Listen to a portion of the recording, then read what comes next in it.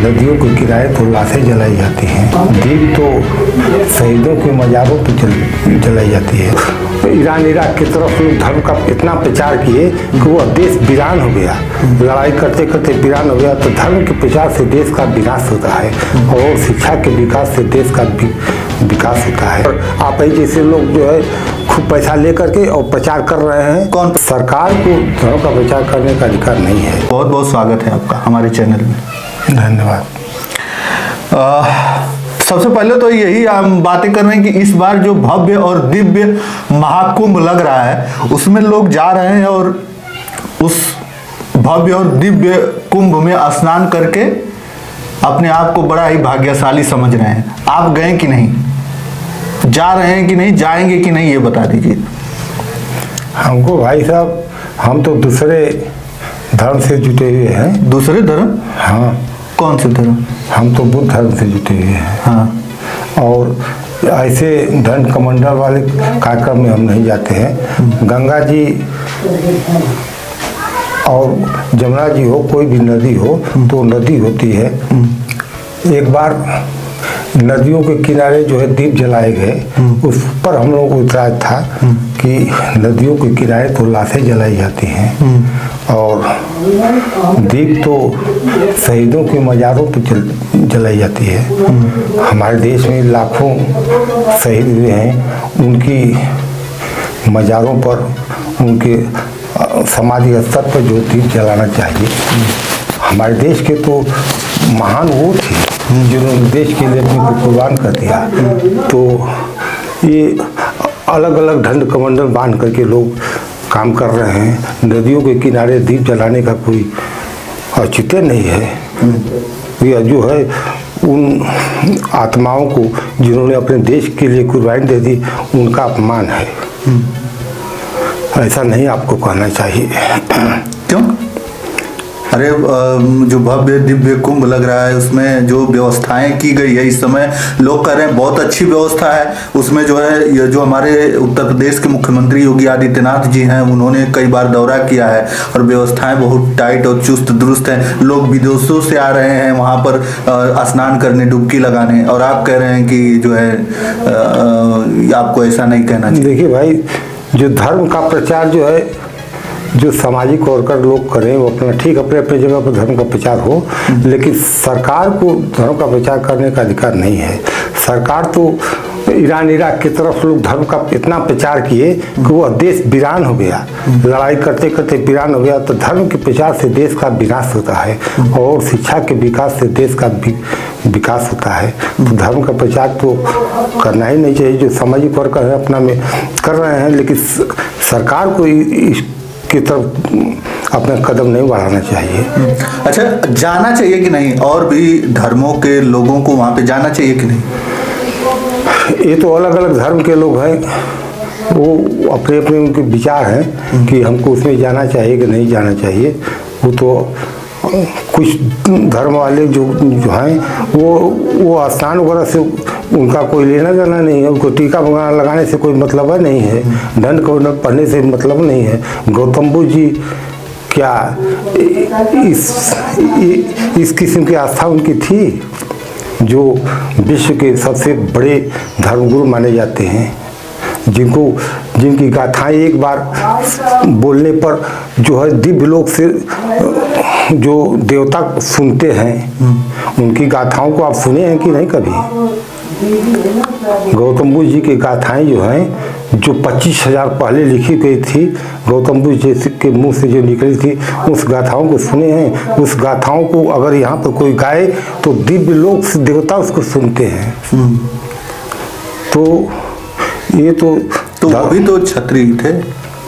वो तो उस समय जो लड़ाई करने वाली जातियां थी उसको क्षत्रिय कहा जाता था। उनका तो जन्म जो है शाक्य कुल में हुआ था। जो इस समय हमारे उत्तर प्रदेश में कुशवाहा, मौर्य, शाक्य और सैनी लोग हैं, तो एक ही बिरादरी है। कुशवाहा, मौर्य, शाक्य, सैनी जो एक ही जात के हैं, एक ही में शादी ब्याह होती है, तो उनका शाक्य कुल में जन्म हुआ था। इसको तो सब लोग जानते हैं। वो तो राजा के पुत्र थे और राजा के पुत्र वो भी हैं। राजमाता सिंधिया भी, वो भी क्षत्रिय हैं, लेकिन उनका जन्म जो है कुशवाहा कुल में हुआ है। अच्छा, ये बताइए कि जिस प्रकार से लोग कुछ धर्मगुरु हैं, जैसे एक कथावाचक हैं अनिरुद्धाचार्य महाराज जी, वो कह रहे हैं कि मुसलमानों की एंट्री पर वहां पर बैन लगाना चाहिए, उनको नहीं आना चाहिए, तो क्या बैन लगा देना चाहिए लोगों को? देखिए, कोई भी आदमी हो, अगर उसकी आस्था है वहाँ पर जाने के, तो उसे बैन क्यों लगाओ, वो जाए। वो तो सबको वहाँ पर जाने का अधिकार है।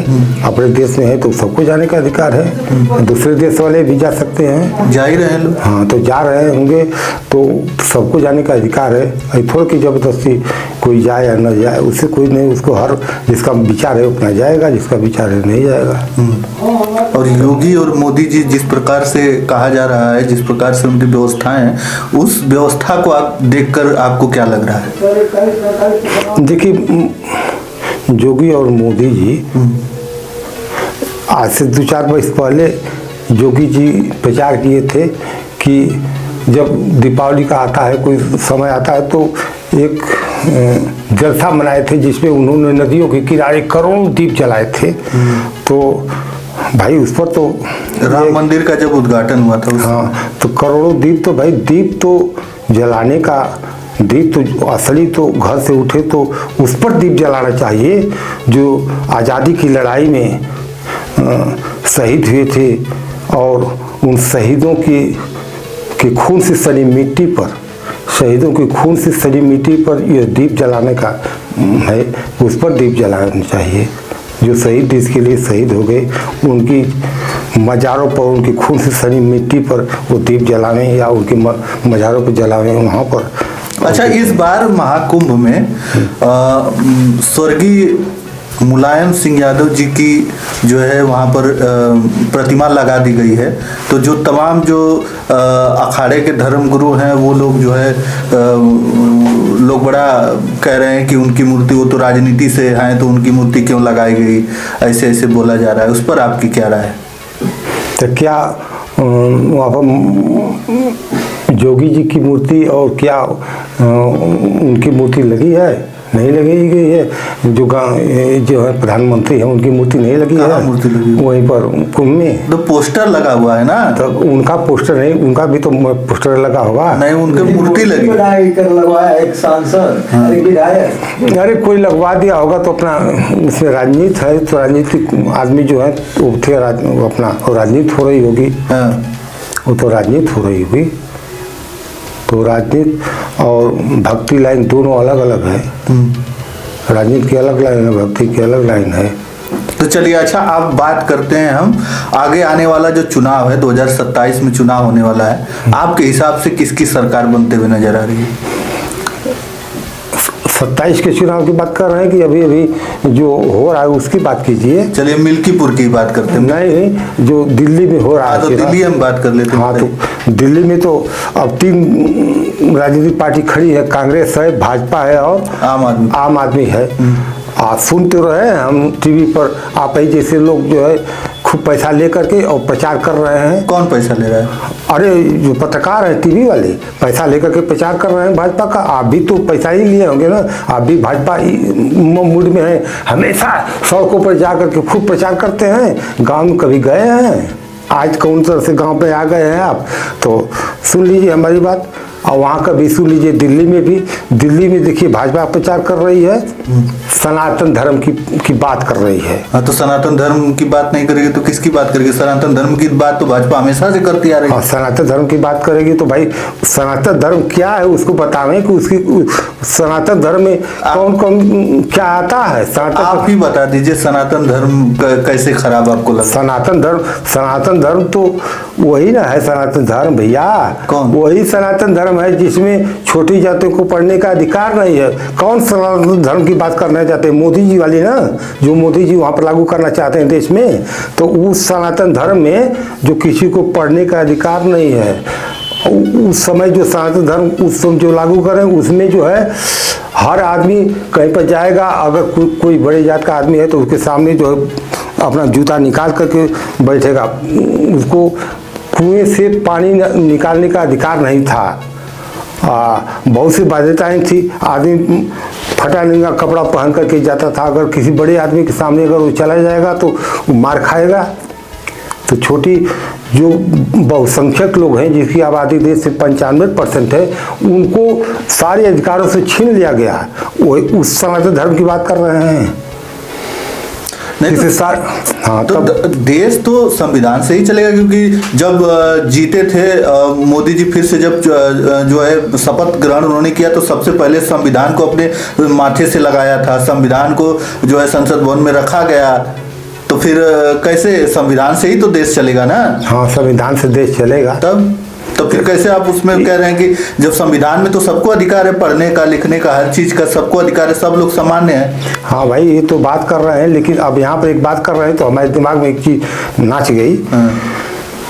भाई, संविधान में सबको अधिकार है, सबको जीने का अधिकार देश में है, लेकिन कुछ लोग ऐसे हैं जो दिव्य लोक में जो लोगों को मिलती हैं सुविधाएं, उससे ज़्यादा यहाँ के एमपी एमएलए को मिल रही है। हमारे यहाँ के जो एमपी एमएलए हैं उनको जितना जो सुविधाएं ले रहे हैं, उतनी सुविधा जो है दिव्य लोक में जो बड़े बड़े बैठे हैं उनको उतनी सुविधाएं नहीं मिल रही हैं। यहाँ पर जो है हमारे देश में न किसी नौकरी वाले को और न मिलिट्री वाले को या किसी को पेंशन नहीं मिल रही है। इन नेताओं को पेंशन मिल रही है। नेताओं को पेंशन लेने का अधिकार है। नेताओं को पेंशन की सुविधा किसने लागू की थी? संसद में लागू हुआ। ने कौन किया था? किसकी सरकार थी?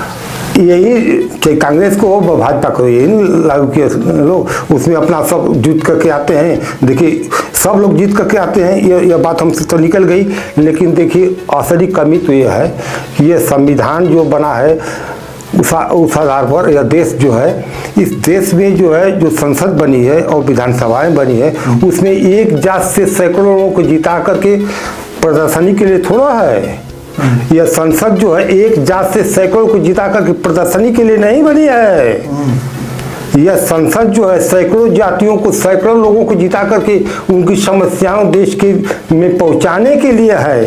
यह संसद जो है सैकड़ों जातियों को, सैकड़ों लोगों को जिता करके उनकी समस्याएं इस संसद में पहुंचाने के लिए है। हाँ, अच्छा, आप चलिए अब चलते चलते एक और बात जान लेते हैं। जो आप बता रहे थे गौतम बुद्ध की बात, तो उसकी कुछ आपको याद है? श्लोक हो, चाहे वो उन्होंने जो लिखा था उनके कुछ वचन हो जो आप बताएं। देखिए, गौतम बुद्ध जी की बात कर रहे हैं। हम लोग उस धर्म को मानते हैं। पहले वही धर्म था। आज से 25,000 वर्ष पहले वो लिखा गया था। गौतम बुद्ध जी के मुख से निकली हुई गाथाएं जो है प्रचलित है बीच में और सदियों तक चलती रहेगी। कई हजारों लाखों वर्ष चलेगी, क्योंकि वो सत्पुरुष थे। तो उनकी तो गाथाएं संजोग से हमको तो याद है। आप सुनना चाहते हैं? हाँ जी, बताएं थोड़ा सा। तो 4 लाइन। ये तो उनकी गाथाओं को देखिए, माफ़ कीजिएगा, उनकी गाथाओं को कुर्सी पर बैठ कर नहीं गाया जाता है, वो जमीन पर बैठ कर गाया जाता है। लेकिन आपको हम सुना दे रहे हैं, तो आप ध्यान से सुनिएगा। बहुत गूढ़ चीज़ है, ये तो पाली भाषा में है। एक बार गौतम बुद्ध जी थे। देखिए, यहाँ पर 2-4 आदमी बैठे हुए हैं। तो मामला ये चला कि कुछ भंते लोग भी थे। तो मामला ये था कि साहब, एक आदमी जो है दूसरे पर इल्ज़ाम लगाया है कि उसका जो भाई जो है, उसकी भैंस जो दूसरा आदमी चोरी ले गया। तो जिस पर इल्ज़ाम लगा कि वो चोरी पर ले गया, वो नहीं किया था काम। इल्ज़ाम लगा तो जिसकी भैंस चुराई गई थी वो आदमी उसके घर, जिस पर इल्ज़ाम लगा उसका खजान फूंक दिया। तो जबकि वो भैंस नहीं चुराया था। तो उस पर गौतम बुद्ध जी की एक गाथा है, वो एकदम चरितार्थ होती है। उसको हम सुना देते हैं। वो गौतम बुद्ध जी की 137 नंबर गाथा है। 137 नंबर गाथा है, जिसमें 4 गाथाएं एक साथ हैं। उसमें जो गलत एक दूसरे पर इल्ज़ाम लगा देता है, तो उसको ऊपर भगवान के यहाँ से उस पर वो विपद टूट जाती है। और उस गाथा सही है, उसको हम सुना दे रहे हैं। बहुत ही गूढ़ गाथा है। देखिए, दंड पर्व में 137, 138, 139, 140 नंबर की गाथा है। तो इस गाथा को समझने की कोशिश कीजिएगा। हो यो दंडेन अदंडेषु हो यो दंडेन अदंडेषु अपदुष्टेषु दुसति दशन्नमन्नतरमठानं क्षिप्रमेव निगच्छति। दूसरी गाथा है, हो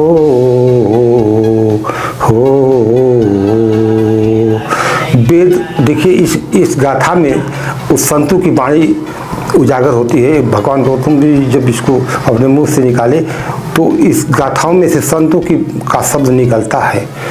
जैसे सुनिए, कह रहे हैं गौतम बुद्ध जी, हो वेदनम फरुषम जानी शरीरस्य च भेदनम हो गरुकम वापि आबाधम चित्तक्षेपम व पापुए हो। तीसरी गाथा है, हो राजतो आउपसंगम हो राजतो आउपसंगम अब्बखानम वदा दारुणम हो परिखम वयातिनम भोगानम व पवन गुरु हो। 3 गाथाएं खत्म हुई। चौथी गाथा सुनिए, हो अथ बस अगारानी अग्नि दहती पावको हो कायस्य भेदा दूपन्नो हो कायस्य भेदा दूपन्नो